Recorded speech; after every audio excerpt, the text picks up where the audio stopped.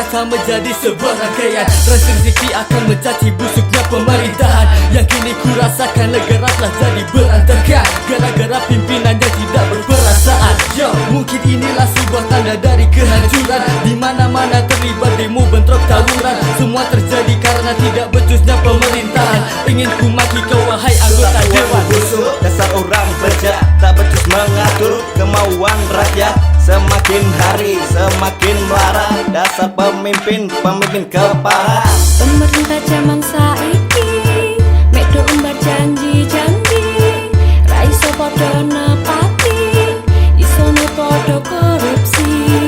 Pemerintah zaman saiki mek do umbar janji-janji, ra iso padha nepati, isone padha korupsi. Oh my, gede-gede, apik-apik, resik-resik, madrong-madrong. Mbok kuwi hasile usaha opo sing nyolong. Becik ngetitik Allah ketara mesti bakal ketara. Wong gede urip enak tapi wong cilik urip rakyate susah. Pasrah pemerintahane bubrah. Wong gede mesti menang serakah ra tau gelem ngalah. Opo kaya ngene jeneng negara keadilan. Wong gede menang jabatan, wong cilik kesusahan. Kowe kabeh tersangka wis do padha jelas. Rasa saling menjatuhkan wis selembar kertas. Negara iki panas kabeh kudu diberantas. Ayo kabeh sedulur kudu tumindak tegas. Pemerintah zaman saiki mek do umbar janji-janji, ra iso padha nepati, isone padha korupsi.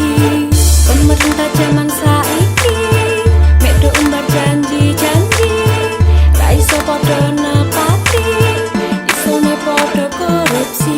Ulah para pimpinan suka tebar pesona, memamerkan kekayaan harta yang berlimpah. Saling bersaing tak mau ada yang mengalah, padahal banyak rakyat kecil terlantar menderita. Bukalah matamu wahai para petinggi negeri, banyak rakyat sengsara dengan janjimu ini.